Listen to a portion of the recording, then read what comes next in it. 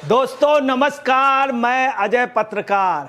कश्मीर में कुछ बड़ा होने जा रहा है। ये पाकिस्तान से खबर आ रही है, ईरान से आ रही, अफगानिस्तान से आ रही, पूरे दुनिया में पीओके में सब लोग कह रहे हैं हाँ बड़ा होने जा रहा है। भारत के कश्मीर का नक्शा बड़ा होने जा रहा है। भारत के कश्मीर का नक्शा, वहाँ पे क्या नारा चल रहा है इस समय? पीओके की जनता कह रही है हम भारत के अंग हैं, भारत के संग हैं, हम भारत के अंग हैं, भारत के संग हैं, हम भारत के मुखड़ा हैं, हम जिगर के टुकड़ा हैं। वहाँ पे ये आवाम कह रही है, आवाम ये वहाँ की आवाज़ हो रही है। आगाज़ कर रहा है पीओके, हम भारत के अंग हैं, हम भारत के संग हैं, हम भारत का मुखड़ा हैं, हम भारत के जिगर के टुकड़ा हैं। ये आवाज़ कहाँ से आ रही? पीओके से। दूसरी तरफ क्या आवाज़ आ रही है? फारूक अब्दुल्ला क्या कह रहे हैं? अगर ज़रा सा भी पाकिस्तान को छेड़ा या पीओके को छेड़ा तो एटम बम चला देगा। अरे उसके पास तो कुछ होंगे, हमारे पास तो 100 से ज़्यादा एटम बम है। वो टारगेट पे फायर नहीं कर सकते। हमारे पास टारगेट की फायर की, एग्जैक्ट फायर की हमारे पास मिसाइल्स हैं। वो उपग्रह में डायरेक्ट सेटेलाइट से, सेटेलाइट पे डायरेक्ट यहाँ से टारगेट पे फायर कर सकते हैं। ऐसा करके दिखाया भी मोदी जी के समय। अब पाकिस्तान में एक नारा और यहाँ पे सब जगह चल रहा है पीओके में, वो ये चल रहा, अब नहीं बर्दाश्त होगी। अब नहीं, पाकिस्तान में इस समय एक नारा चल रहा है जो बहुत ज़बरदस्त चल रहा है, अब नहीं बर्दाश्त होगी बर्बादी, अब नहीं बर्दाश्त होगी बर्बादी, पाकिस्तान से लेंगे पूरी आज़ादी। ये पीओके के लोग कह रहे हैं अब नहीं बर्दाश्त होगी बर्बादी, पाकिस्तान से लेंगे पूरी आज़ादी, पीओके होगी भारत की शहजादी, पीओके होगी भारत की शहजादी, पाक के दहशत गर्दों की जुल्मी सियासत अब न जाएगी लादी, पाक के जुल्मों की सियासत अब न जाएगी लादी। ये पीओके की आवाम कह रही है, आवाम कह रही है। और वो पीओके की आवाम ये भी कह रही, सुन लो मोदी मुझे दिलाओ, सुन लो मोदी मुझे दिलाओ, भारत में मिला करके आज़ादी, सुन लो मोदी मुझे दिलाओ, भारत में मिलाकर आज़ादी, हमें चाहिए आज़ादी। जो नारा जेएनयू में लगता था अब वो पीओके में लग रहा। वो कह रहे हैं हमें दिलाओ आज़ादी, सुन लो मोदी हमें दिलाओ आज़ादी, भारत में मिला के हमें दिलाओ आज़ादी। इतना कुछ बदल गया है। सूर्य न बदला, चांद न बदला, बदल गया इंसान नहीं, मगर भारत पूरे दुनिया में बदल गया। आज पूरे दुनिया का नेतृत्व कर रहा है। पीओके के लोग ये भी कह रहे हैं यूक्रेन से अपने सभी लोगों को ले आए, तमाम देशों से, तो हम क्या गैर हैं? हम तो इन्हीं के अंग हैं, इन्हीं के संग हैं, हमको भी आज़ाद कराएं, अपने में मिला लें। ये पीओके से आवाज़ उठ रही। अब याद रखिएगा कश्मीर का नक्शा इतना बड़ा हो गया है, कुछ बड़ा होने वाला है। जैसे 370 का नहीं हुआ था, ऐसे होने था। पूरे पीओके में इस समय 5-6 रोज से आप समझ लीजिए ये पोजीशन वहाँ की आवाम में, और वहाँ की पुलिस और आर्मी जो है स्टेट फायरिंग करे, दोनों तरफ से फायरिंग हो रही ज़बरदस्त पथराव। और उसका प्रूफ आपको बतला दें, ये अभी बुलाई है पाकिस्तान ने एमरजेंसी मीटिंग, वहाँ के प्रेसिडेंट और प्राइम मिनिस्टर ने एमरजेंसी मीटिंग। 5 लोगों की मरने की पुष्टि अधिकृत रूप से हुई, 5 के सीने पे गोलियां लगी हैं, पब्लिक के और पुलिस के। इसका मतलब साफ है कि आमने सामने मुठभेड़ हो रही। एक तरफ ईंटें चलाने वाले लोग, दूसरी तरफ गोलियां चलाने। पुलिस का अधिकारी जो मरा है उसके भी सीने पे गोली लगी है। और जो आवाम के आदमी लगे हैं वह ह्यूमन राइट्स के लोग लड़ रहे हैं, मानव अधिकार के। वो साफ कह रहे हैं कि मानव अधिकार के लड़ रहे हैं लोग, उनके भी सीने पे गोलियां लगी हैं।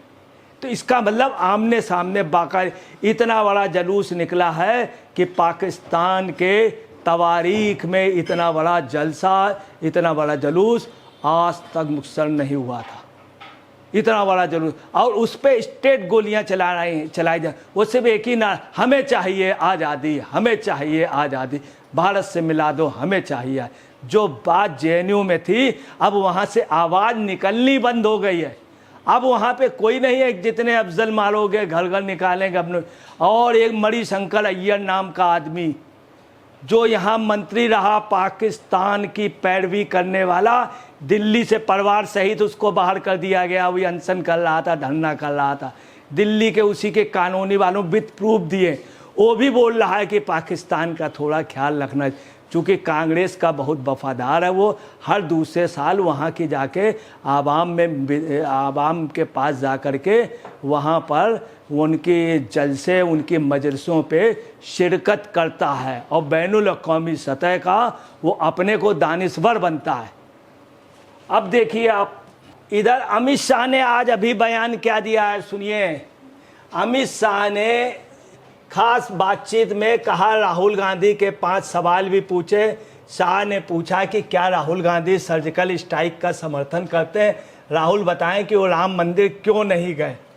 दूसरा उन्होंने एक बात और बोली अमित शाह जी ने, कि अमित शाह ने कहा विपक्ष के नेता ही पाकिस्तान का मुद्दा चुनाव में लाए हैं। वो कह रहे हैं कि पाकिस्तान के पास एटम बम है, इसलिए हमें पीओके की बात नहीं करनी चाहिए।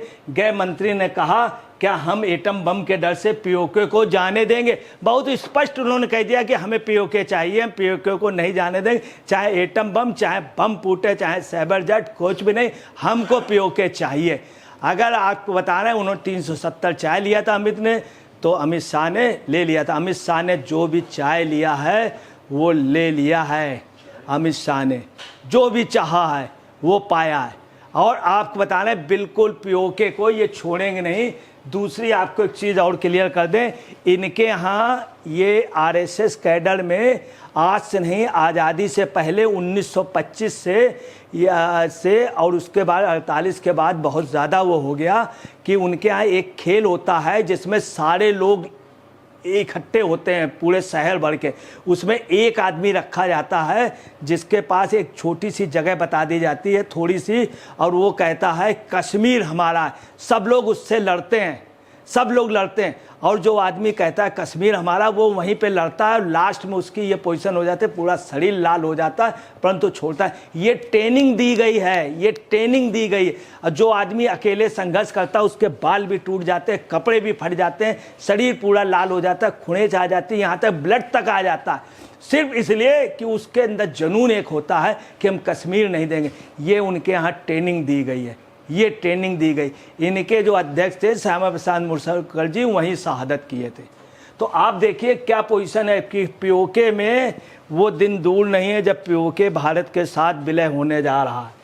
अब आपको बतला रहे हैं कि इतना ज़्यादा वायलेंस पीओके में चल रहा है कि वहाँ के दाम, आटे के दाम बहुत ज़्यादा हो गए हैं, बिजली के दाम बहुत ज़्यादा हो गए। लोग आटे को गर्म पानी में नमक और शक्कर डाल करके खा रहे हैं, इतनी वहाँ पे हालत ख़राब है। वहाँ के लोगों का कहना है बिजली वहीं से बनती है, पीओके से पूरे पाकिस्तान में जाती। वो ये उनका कहना है कि आप लागत के हिसाब से पैसा ले लीजिए, मुनाफा ले लीजिए, मगर हमें कम से कम खाने का और बिजली तो दीजिए ठीक से। मेरे यहाँ की बनी हुई बिजली पूरे पाकिस्तान में जा रही और आपको नहीं, क्योंकि वहाँ पे दोहरी नागरिकता वाली पोजीशन है।